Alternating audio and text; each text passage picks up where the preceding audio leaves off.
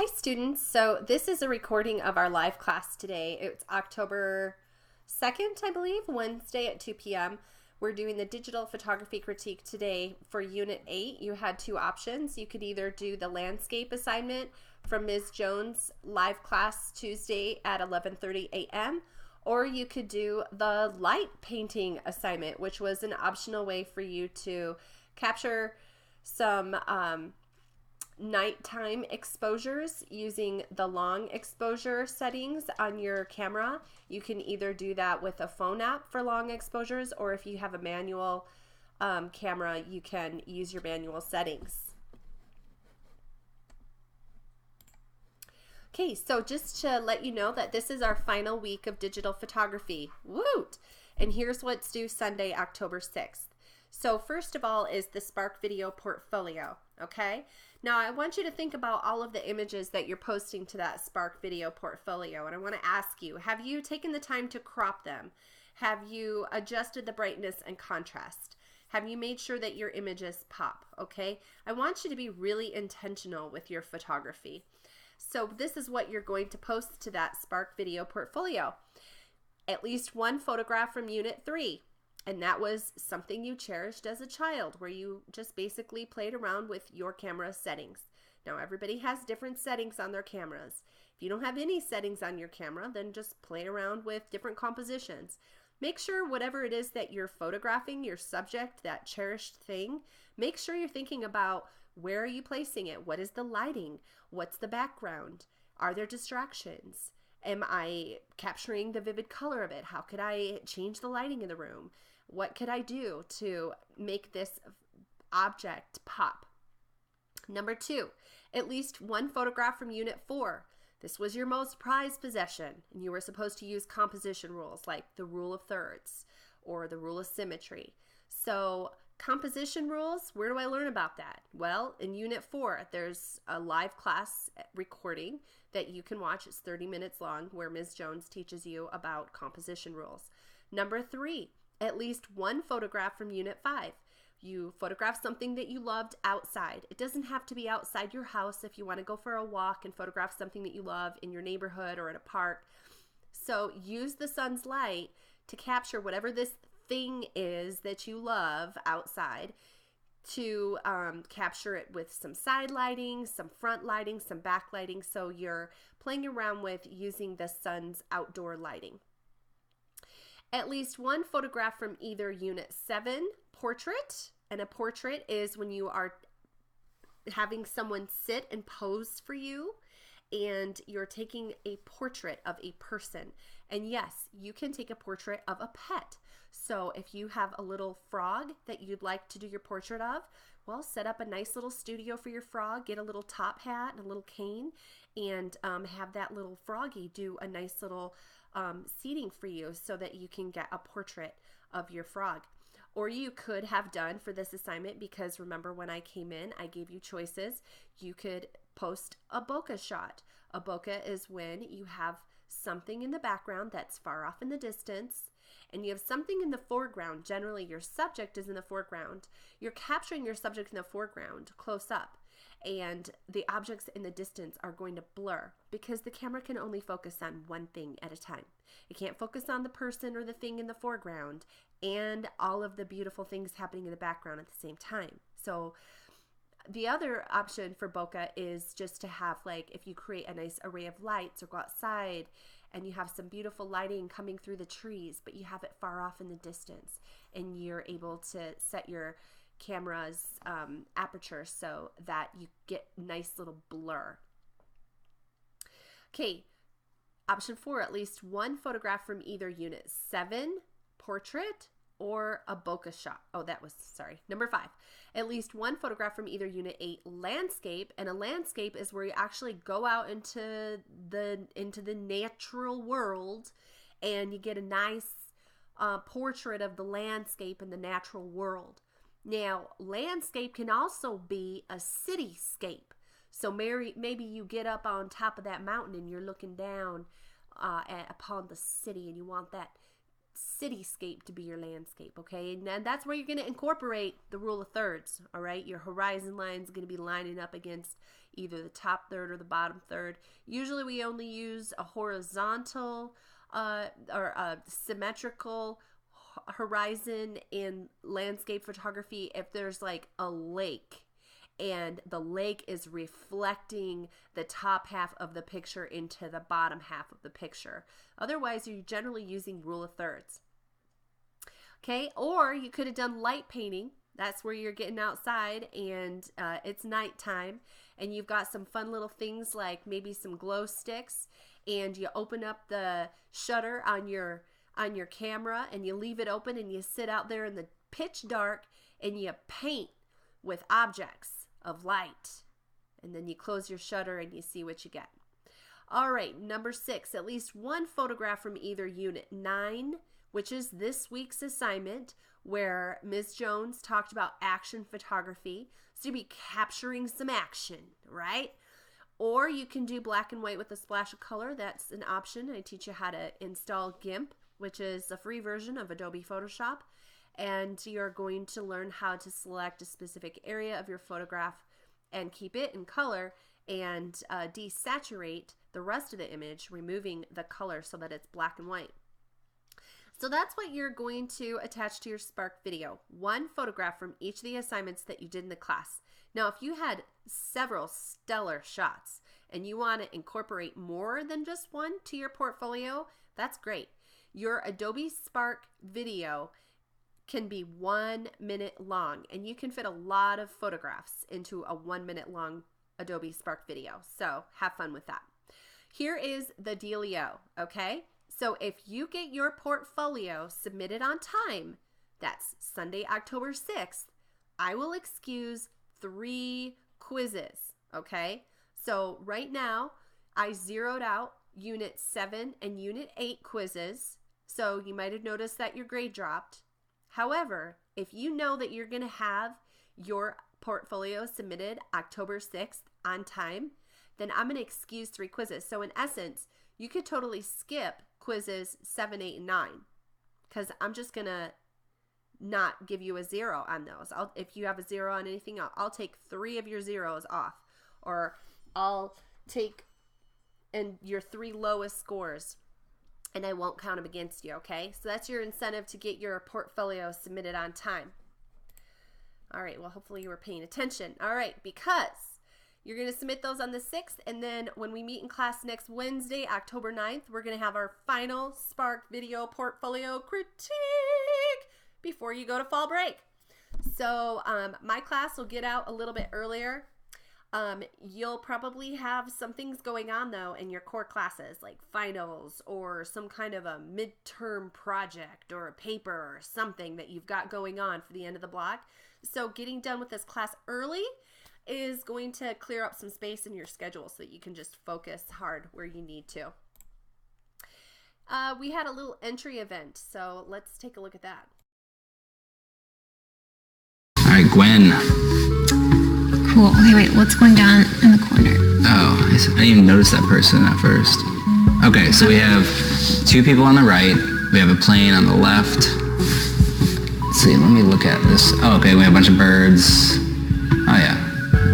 So first of all, the layered rock is definitely the highlight of the photo here because it's really striking. And the color palettes. Everything is, on the spectrum from this like blue to red, and then there's like some dark in the outfits that the people are wearing. But yeah, beautiful color palette. And you mentioned that you broke composition rules on purpose when doing that, and that's what it's all about, is intention. So if you intend to break rules, good. So one thing I guess with this subject down here, having her looking this way, right at the edge of the frame and not having any looking room, gives it more of a it always feels feeling, right? Like tight, or like it's kind of like anxiety inducing, which is kind of not the vibe that she's giving me. She's like laughing and it seems like she's having a good time, and so you want to intentionally break rules when it means something. Like if she had like a nervous look on her face and she was like cropped into that side of the frame, I as a viewer would be like, what's happening beyond that frame? And that would strike my curiosity. But And then, okay, this subject here, we have a kid. He looks like he's wearing a suit, which it'd be awesome. Actually really cool to see, like, have him. Just this as a photo right here is amazing. Yeah. Yeah, that's really cool. I like it, like, split, like, put the line right in the middle of the photo. Yeah, that's interesting. I love that. So, yeah, in general, like, we would have, if we had full control over the shot, usually we'd be like, oh, have this subject come out closer to the edge so, like, their feet and legs aren't hidden. And in this case, it adds a little bit of intrigue to the photo. But I would also like to see more of it because that kid seems like he could be the highlight of the photo. So what I would do differently is the subject in the front, it was very hard to, like, immediately see what was going on. Just because she's wearing such dark clothes and the rock is dark, you can just kind of see her arm. I thought maybe like something was falling there. So, maybe, using intentionality to make her pop from this, from the background or not having her in there. Mm-hmm. Also, I think I would have liked, breaking those composition rules better if there's still some sort of balance in the photo. Mm-hmm. Like if he was up here and she was over on the left. They don't have to be in thirds. They could still be on the edges, but it would feel more balanced. Yeah. Another thing, while we love the layered rock, I think I would love to see like a horizontal, just like this scene too, because I think that is also really interesting. Yeah, that looks like a movie I probably would be afraid of. I think that looks so cool right there. Yeah. So you obviously have a really good eye. So really good job with this. Let's move on. Okay, so the next thing we did was I just kind of asked students, why do you think I had you watch that video? And we got some amazing answers. So after watching that video, I asked the students, why do you think I had you watch that? What was the purpose?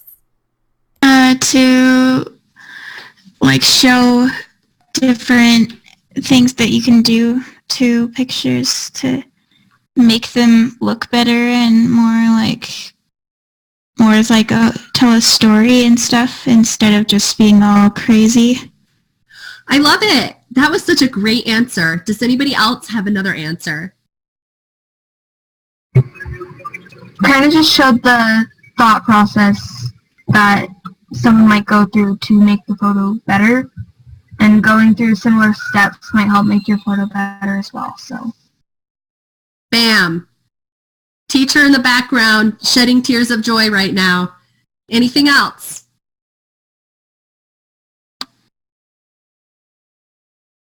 To teach us what we could have done to the photo, to show how sometimes not following rules is a great way to make a unique and curious photo. Yes, and anything else? Breaking rules? Yes, well, that person broke a compositional rule. Yeah, sign me up. Yes, Dan, I'm telling you, breaking rules is an effective way to create a message. So some really great ideas came out of that video critique that we watched. Next, we wanted to play the Hollywood Squares. All right, so students messaged the person to their right, and the first question was, what option did you choose this week and why? Did you do the landscape or did you do the light painting? So you can just think about that to yourself right now. And then next, did you push your edge this week? Did you learn something new? If what was it? Did you learn a new setting on your camera? Did you learn times of day when it's best to shoot landscapes? Did you learn about long exposure photography or light painting, capturing light in the dark? Did you learn how to crop to the rule of thirds? Did you learn how to crop to eliminate distractions? Did you learn how to adjust the brightness and contrast to make your images pop? What did you learn this week? Next, what challenges did you have this week? So one of the challenges that a student brought up is they were using a camera that didn't have settings. So when you don't have settings, then it comes down to technique. And you can learn techniques just by Googling photography techniques. And you can get all kinds of great advice on how to take good photographs without having to adjust your settings. And then what would you like to learn next? Believe it or not, every single student that attended the live class today felt that they were a pro and that they did not need to learn anything new. Do you believe that? I don't.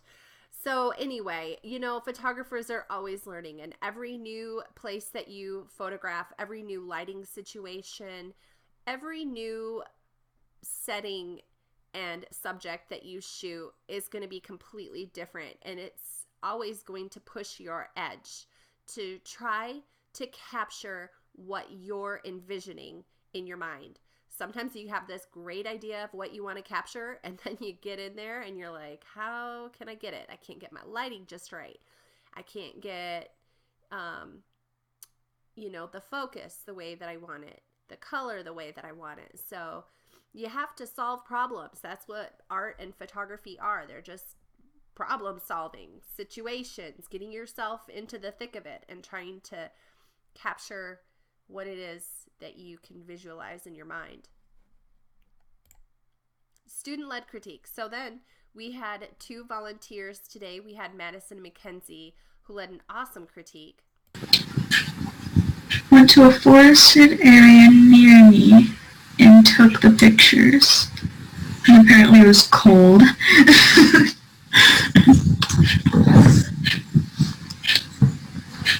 Follow with the tree in the water is awesome. The sky is really blue in that picture, and it's kind of cool how the clouds, it almost looks stormy, which is a nice element. The cotton candy blurred one. Oh, cool. So let's quickly review those Google slides. Remember, you have 2 options. You could either do a landscape, and here's some examples of awesome landscape photos, or you could have done light painting. And these are student photographs, students who got out there in the dark of night or in a really dark room with no light in it, and they did some light painting. It's beautiful. It's a really fun craft. It's fun to do with family or friends. So here are some of the images that we critiqued today. I just wanted to take an opportunity for everyone to be able to show off their work. I'm not going to stop and say much about them, but just wanted to share. So we put things on the Google slides so that we can talk about them in class. You can get feedback on how to improve your shots.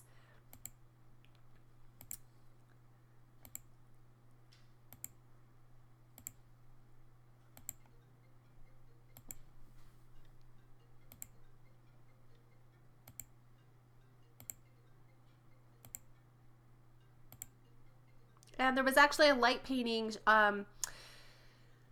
entry that didn't make it in time for the live critique today. So if you're watching the recording, good for you. Get to see this. And that was the last one. So sorry if you weren't able to make it to our live critique today.